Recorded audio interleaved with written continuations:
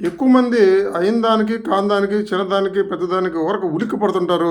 గుండె గాబరాయిపోతుంటదనమాట. ఇదొక అలవాటయిపోయింది చాలామందికి. ఒకసారి అక్కినేని నాగేశ్వరరావు గారికి అర్ధరాత్రి కాలొచ్చింది. ఫోన్ తీస్తే ఏముందంటే ఆయన పెద్ద కుమార్తె నాగసుశీల సుమంత్ వాళ్ళ మదర్ చనిపోయిందని హాస్పిటల్‌లో ఉందని ఫోనొచ్చింది. అప్పుడు అడిగాడు ఆయన అర్ధరాత్రి, హాస్పిటల్‌లో ఉందా? ఏమన్నా చనిపోయిందా అని. అప్పుడు వాళ్ళు చాలా క్లియర్‌గా చెప్పారు చనిపోయిందండి అని. సరే అయితే ఫోన్ పెట్టండి. చనిపోయింది కదా! ఇప్పుడు నేనొచ్చి చేసేదేముంది? ఉదయాన్నే వస్తానులే అని చెప్పి చాలా కూల్‌గా ఫోన్ పెట్టి ఎళ్లి పడుకున్నాడంట. చనిపోయిన తర్వాత ఈయన మాత్రం చేసేదేముంది? ఆడు కంగారు పడిపోయి, గాబరా పడిపోయి ఏం మన బీపీలు, షుగర్లు పెంచుకోవడం తప్ప. అంటే అంత స్థితప్రజ్ఞత అందరికీ ఉండాలని నేను చెప్పటంలా. ఇప్పుడు రాత్రి ఫోనొచ్చింది. ఏమైందో ఏమో అని ముందుగానే ఊహించుకొని గాబరా పడిపోతే ఎలా? సాయంత్రం కాలేజీ నుంచి రావాల్సిన అమ్మాయి రాలా. ఓ పావుగంటో, గంటో లేట్ అయింది. వామ్మో! వాళ్ళకి ఫోన్ చేయండి, వీళ్ళకి ఫోన్ చేయండి, ఫోన్ ఎత్తట్లేదు, మెసేజ్ పెడతలేదు, రెస్పాండ్ అవ్వట్లేదని గాబరా పడమాకండి.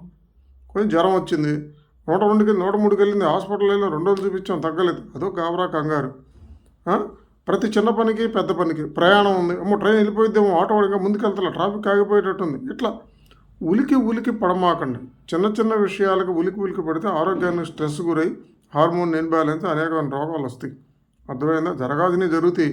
మన చేతుల్లో లేని విషయాల గురించి ఓవర్గా థింక్ చేయమాకండి. అయిన దానికి, కాని దానికి ఉలిక్కి పడమాకండి. చిన్నదానికి, పెద్దదానికి మెల్లగా కూల్గా చేసుకుంటూ వెళ్ళండి. జరుగుతాయి. కొన్ని మన చేతుల్లో ఉంటాయి, కొన్ని మన చేతుల్లో ఉండవు. గాబరా పడేటువంటి జీవితం మనకు అసలు వద్దు.